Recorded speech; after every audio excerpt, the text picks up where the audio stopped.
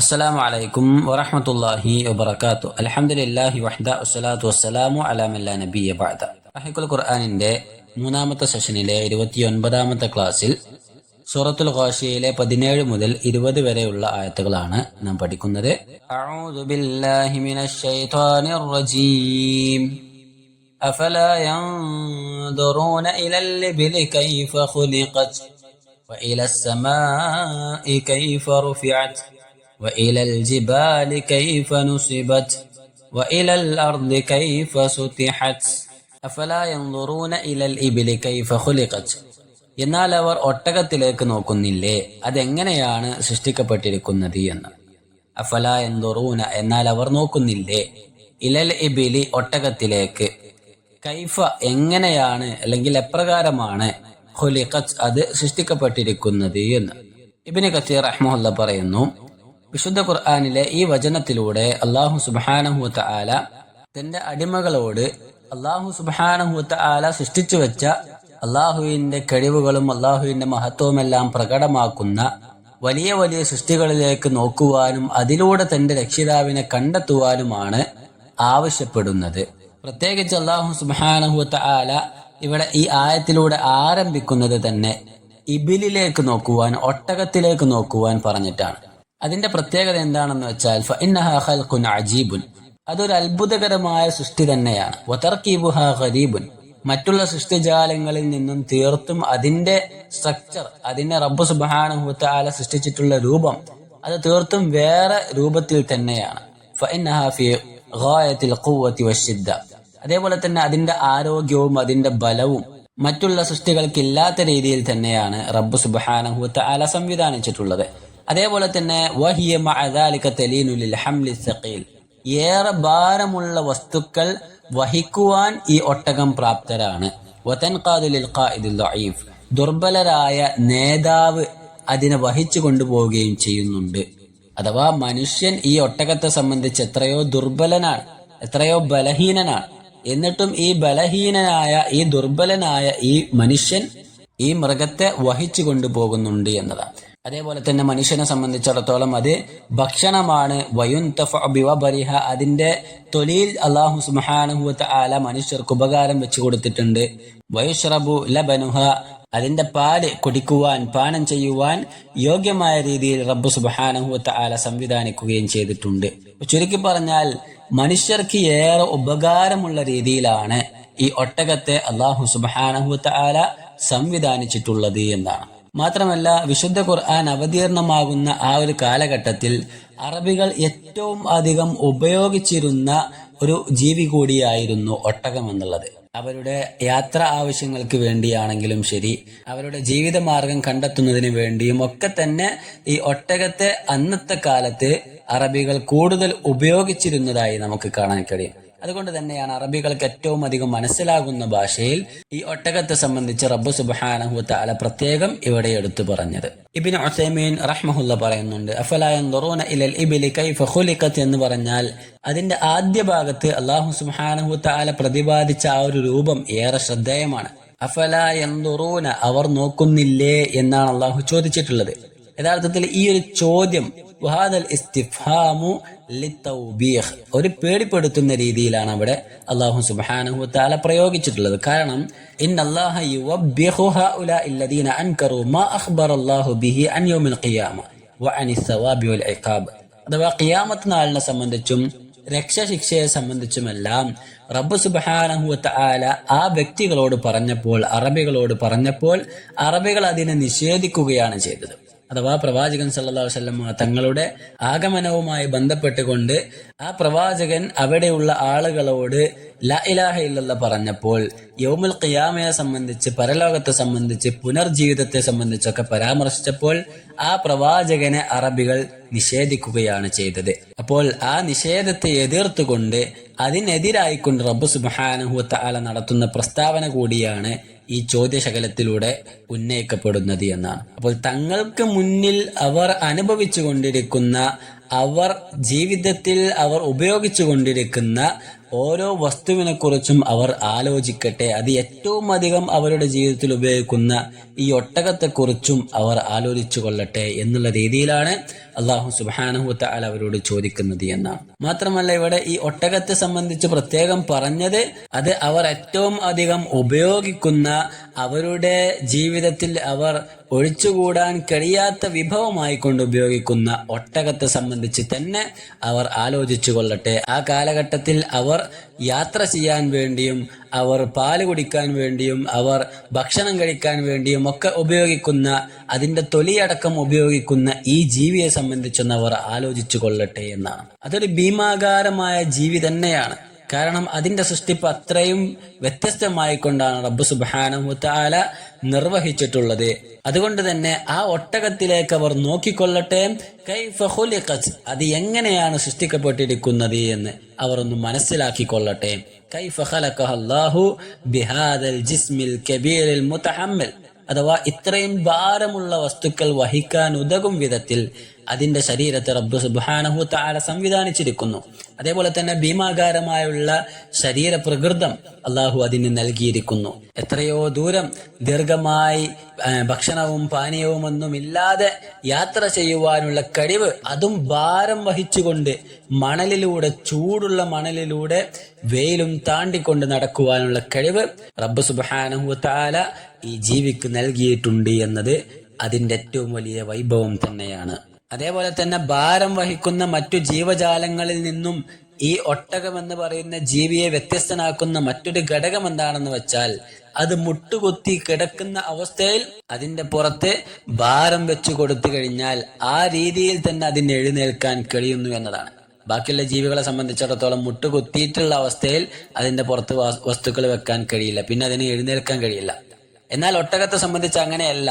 മറിച്ച് ഒട്ടകത്തിന്റെ പുറത്ത് അത് മുട്ടുകുത്തിയ അവസ്ഥയിൽ അതിന്റെ പുറത്ത് ഭാരങ്ങൾ വെക്കുവാൻ കഴിയുന്നു. ശേഷം അത് ആ ഭാരം താങ്ങിക്കൊണ്ട് എഴുന്നേൽക്കുകയും ചെയ്യുന്നു. അത് അതിന്റെ ആരോഗ്യത്തിന്റെ നിലയെ കൂടിയാണ് അത് സൂചിപ്പിക്കുന്നത്. അപ്പോൾ മനുഷ്യന്റെ മസ്ലഹത്തിന് വേണ്ടി, മനുഷ്യന്റെ ആവശ്യങ്ങൾക്ക് വേണ്ടി അത്രയും മനുഷ്യനോട് ഇടപഴകുന്ന ജീവി എന്നുള്ള നിലക്ക് ആ ഒട്ടകം എന്ന് പറയുന്ന ജീവിക്ക് റബ്ബ് സുബ്ഹാനഹു വ തആല അത്രയും ധാരാളം ശക്തിയും കഴിവും നൽകിയിട്ടുണ്ട് എന്നതാണ്. നിൽക്കുന്ന അവസ്ഥയിൽ മാത്രമാണ് അതിന്റെ പുറത്ത് ഭാരങ്ങൾ കയറ്റിവെക്കാൻ കഴിയുന്നത് എങ്കിൽ ഒരുപക്ഷെ മനുഷ്യന് ആ ഭാരങ്ങൾ അതിന്റെ പുറത്തേക്ക് വെക്കാൻ പ്രയാസമായിരിക്കും.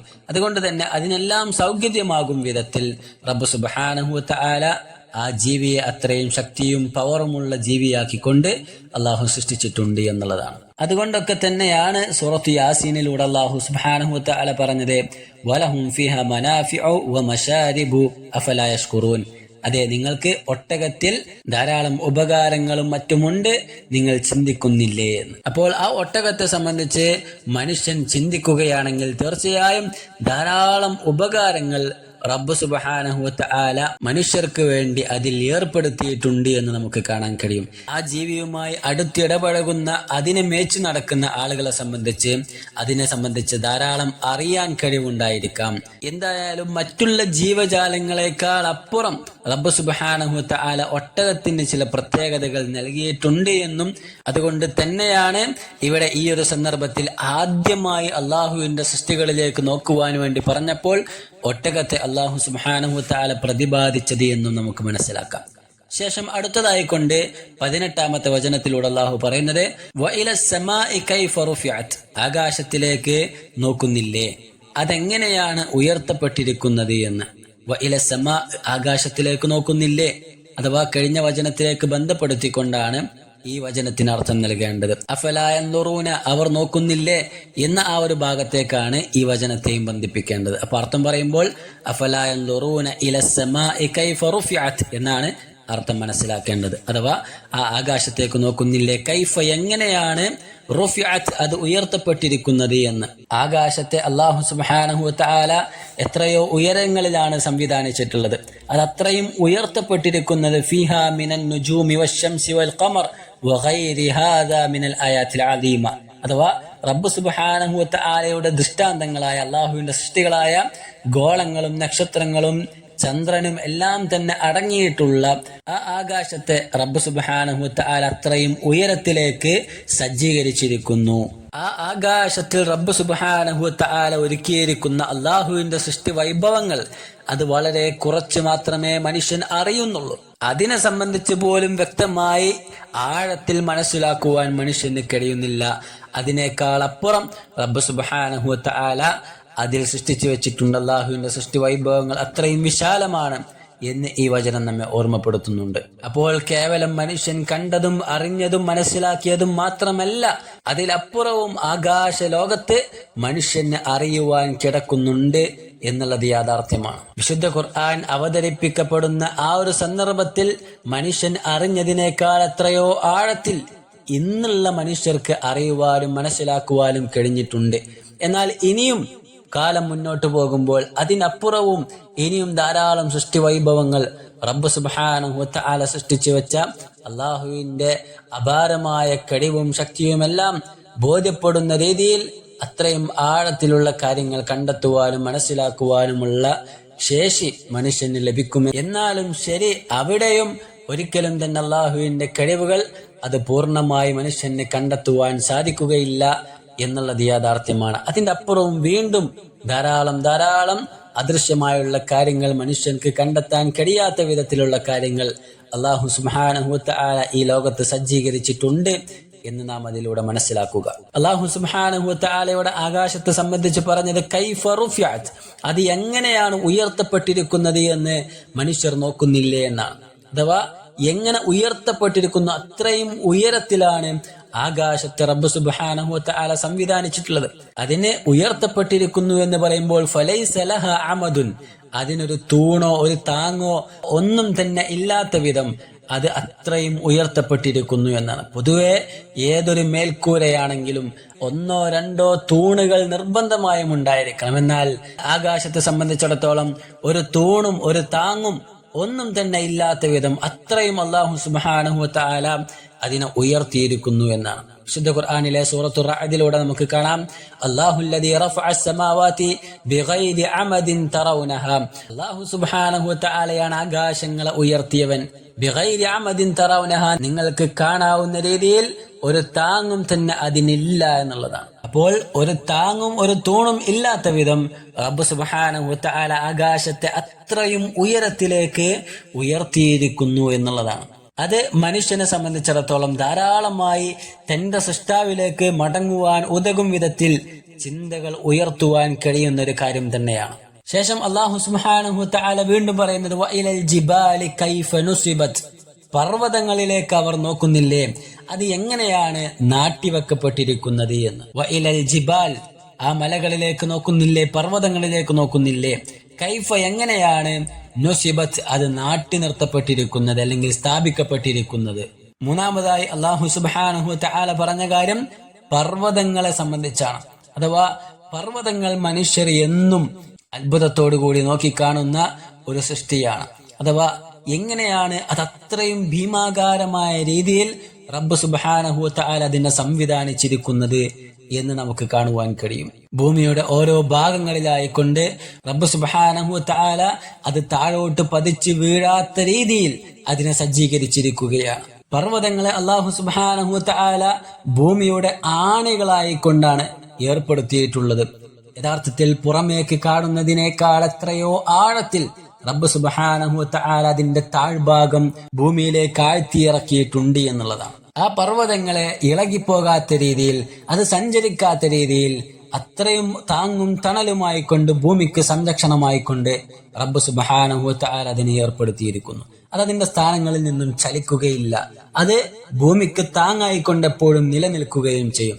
ആ രീതിയിൽ അല്ലാഹു സുബ്ഹാനഹു വ തആല പർവ്വതങ്ങളെ സജ്ജീകരിച്ചിരിക്കുന്നത് എങ്ങനെയാണ് എന്ന് നിങ്ങൾ നോക്കുന്നില്ലേ, മനുഷ്യർ നോക്കുന്നില്ലേ എന്ന് അല്ലാഹു സുബ്ഹാനഹു വ തആല വിശുദ്ധ ഖുർആനിലൂടെ ആരായുകയാണ്. വഇലൽ അർളി കൈഫ സുതിഹത്, ഭൂമിയിലേക്ക് അവർ നോക്കുന്നില്ലേ, അത് എങ്ങനെയാണ് പരത്തപ്പെട്ടിരിക്കുന്നത് എന്ന്. ജീവിക്കുവാൻ യോഗ്യമായ രീതിയിൽ, മനുഷ്യർക്ക് വസിക്കുവാൻ ഉതകുന്ന രീതിയിൽ ഭൂമിയെ റബ്ബ് സുബ്ഹാനഹു വ തആല സംവിധാനിച്ചു തന്നിരിക്കുന്നു, നിദാനമാക്കി തന്നിരിക്കുന്നു. അത് എങ്ങനെയാണെന്ന് അവർ നോക്കുന്നില്ലേ. വഇലൽ അർള്, ഭൂമിയിലേക്ക് നോക്കുന്നില്ലേ കൈഫ എങ്ങനെയാണ് സുത്തിഹത്ത് അത് പരത്തപ്പെട്ടിരിക്കുന്നത് എന്ന്. അഥവാ ഇമാം തബരി റഹ്മഹുല്ല പറയുന്നു വഇലൽ അർളി കൈഫ ബുസിതത്, മനുഷ്യർക്ക് വസിക്കാൻ ഉതകുന്ന രീതിയിൽ ആ ഭൂമിയെ റബ്ബ് സുബ്ഹാനഹു വതആല വിധാനിച്ചിരിക്കുന്നു, സംവിധാനിച്ചിരിക്കുന്നു. അഥവാ ഉൽ ബയാനിൽ ഇമാം ഷൻഖീതി റഹ്മഹുല്ല ഈ 4 സൃഷ്ടി വൈഭവങ്ങളെയും സംബന്ധിച്ച് പരാമർശിക്കുന്നതായി നമുക്ക് കാണാം. അതുകൂടി വായിച്ച് നമുക്ക് അവസാനിപ്പിക്കാം. ഈ അധ്യായത്തിന്റെ ഈ ഒരു സന്ദർഭത്തിൽ അല്ലാഹു സുബ്ഹാനഹു വതആല ഇവിടെ പ്രത്യേകം അഫല എന്ന് ചോദിച്ചുകൊണ്ട് പറയുന്ന 4 കാര്യങ്ങൾ, അത് മനുഷ്യരുടെ മസ്തിഷ്കത്തിലേക്ക് കടന്നു കയറേണ്ട 4 കാര്യങ്ങളാണ്.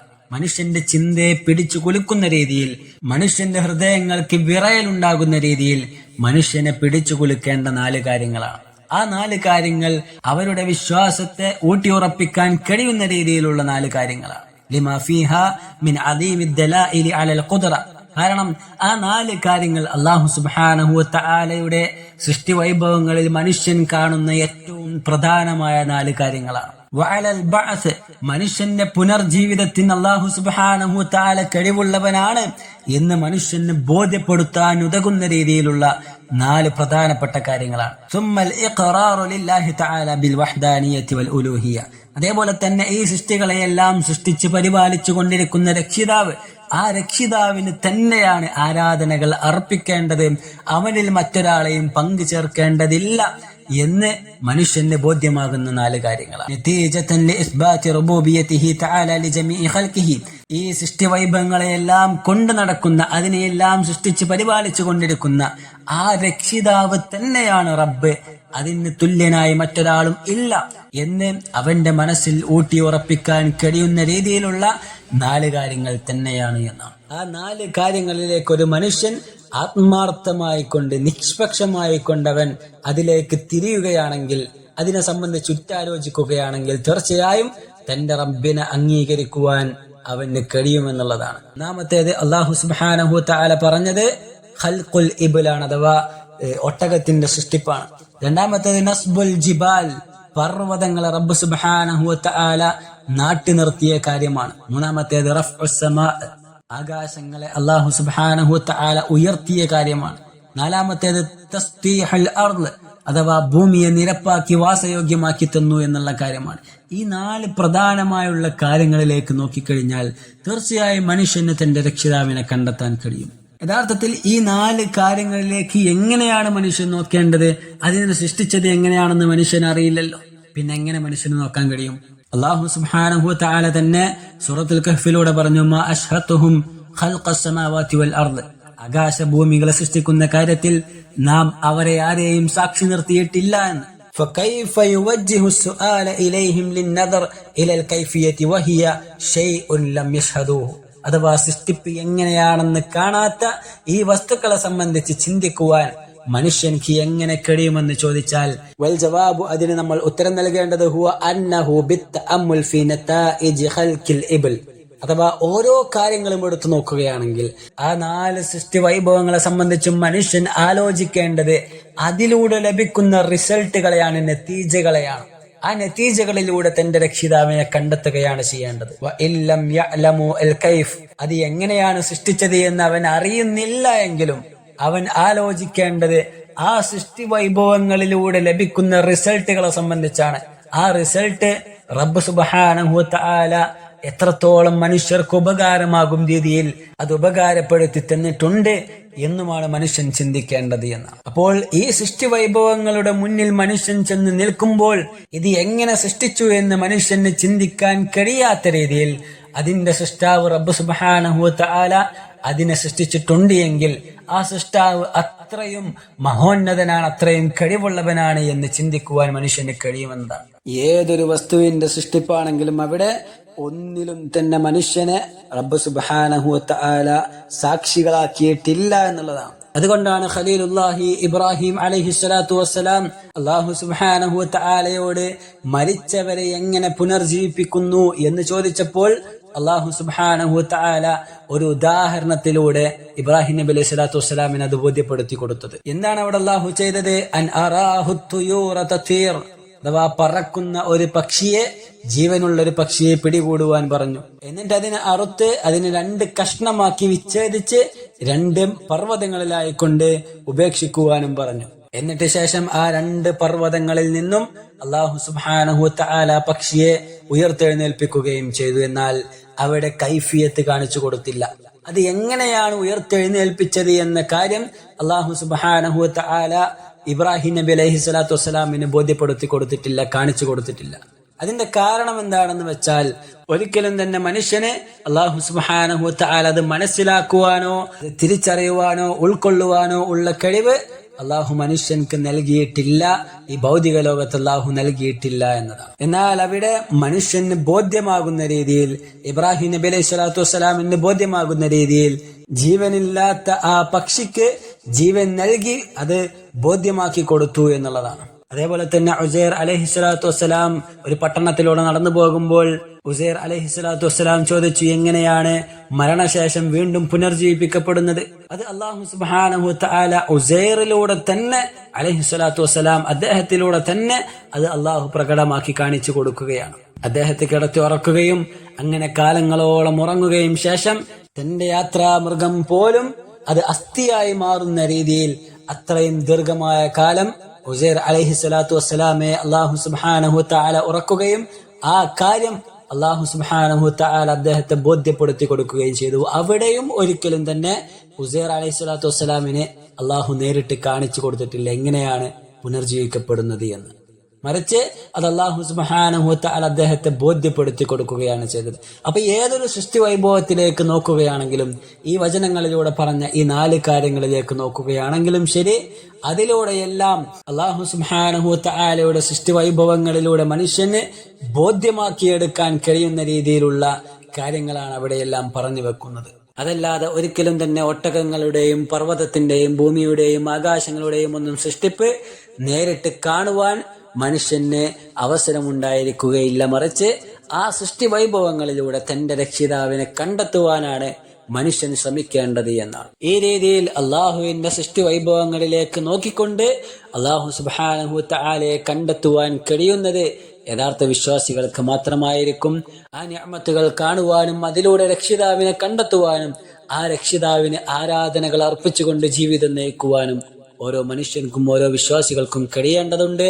അല്ലാഹു സുബ്ഹാനഹു വ തആല അത്തരത്തിലുള്ള യഥാർത്ഥ വിശ്വാസികളുടെ കൂട്ടത്തിൽ നമ്മെല്ലാം ഉൾപ്പെടുത്തി അനുഗ്രഹിക്കുമാറാകട്ടെ. വസല്ലല്ലാഹു വസല്ലം അലാ നബിയിന മുഹമ്മദ്. അസ്സലാമു അലൈക്കും വറഹ്മത്തുള്ളാഹി വബറകാതുഹു.